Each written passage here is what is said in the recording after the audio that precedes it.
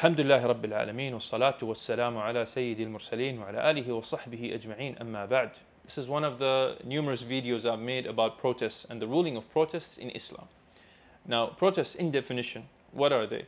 A gathering of people in a public place to ask what they think that is rightfully theirs, to ask for their rights or to change a wrongdoing.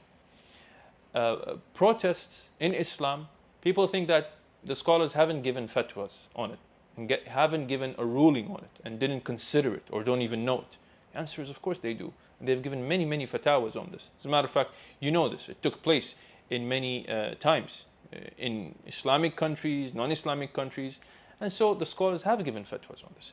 One of the mashayikh, the Sheikh, Sheikh Sulaiman al-Rahili, he said that I came across 40 scholars giving a fatwa on protests and demonstrations. What is the fatwa? All of them agree that it is impermissible, haram, to do protest by means or use protest as a mean to ask what's rightfully yours or to change a wrongdoing. Why? Number one, there are harmful, haram things that are stuck with the nature of protests and demonstrations. Free mixing, that's number one. Saying vulgar, bad things, obscene things, sometimes kufr things, vandalism. People sometimes they say, oh, it's peaceful. We intend to do a peaceful protest. And in many cases, this is not true. It starts with peaceful, marching or demonstration protest, and then it evolves into something else. And the recent incident that happened I think it was in the U.S., where they protested against, the rainbow flag and the LGBT and all that. They were protesting and they were fighting. Punching was there. It got physical. Not only that, we saw kids going to protest. This is very dangerous. How is that halal? Kids and women, all of them together, mixing, and all this is impermissible, of course. So that's why the ulama said these impermissible things are stuck with protest. And that is why protesting is haram. As a matter of fact, some of the ulama, they said this is imitating the disbelievers, and we're not allowed to imitate the disbelievers. How? Where did protest come from? Did it come from good things? Did it come from a sound ideology that Islam agrees with? From the time of the Prophet ﷺ until today, we haven't seen Muslims, like scholars and pious people and prominent figures of Islam doing protests. Never.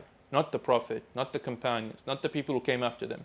And as a matter of fact, they have experienced oppression and transgression, and they also wanted their rights, and they demanded their rights, but never did they thought of doing a protest. But the protesting idea or the tool for it was there. The Prophet could have went and did a protest in Mecca when they kicked him out or they tried to kill him. And so, but he didn't. He never thought of it.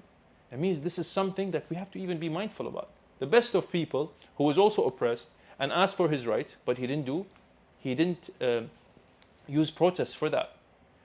Where did it come from? From liberalism and free speech and democracy and all this. Yeah, of course, we Muslims, we don't agree with. Yeah.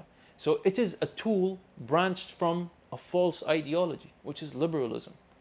And so liberals, they say that we have the freedom to express whatever we want, however we want.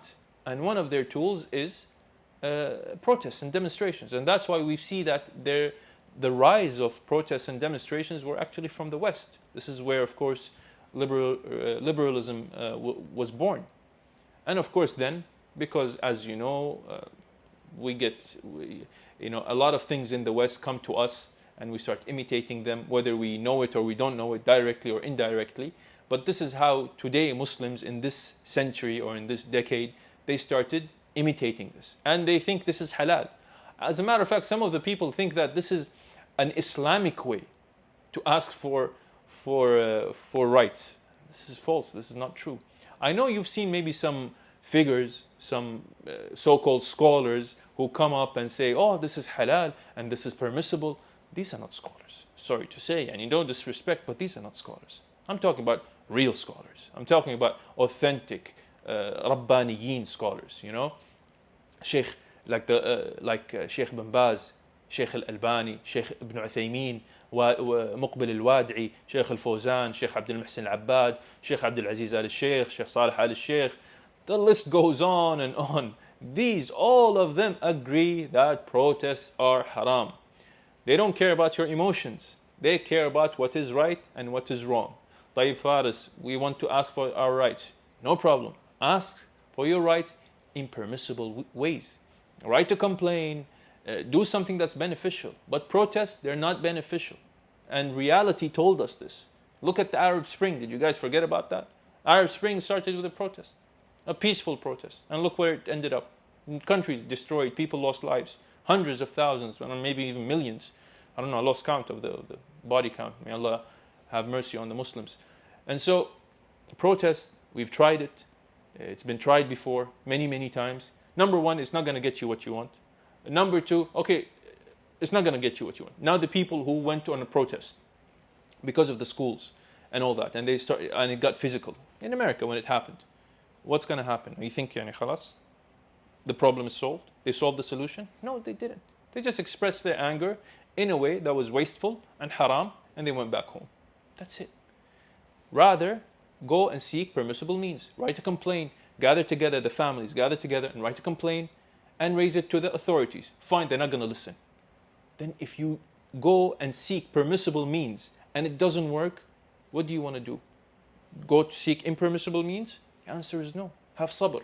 Ever heard about that? You know, sabr is obligatory. To just have patience sometimes. Sometimes just things don't go our way in our lives. It doesn't work like that. Like, for example, if I'm poor and I'm working, but my halal way of getting money is not working very well. Does that make it permissible for me to steal? No, the answer is no. This is haram and this is halal. This is how truth works. This is how following the truth works, right? Go against our desires.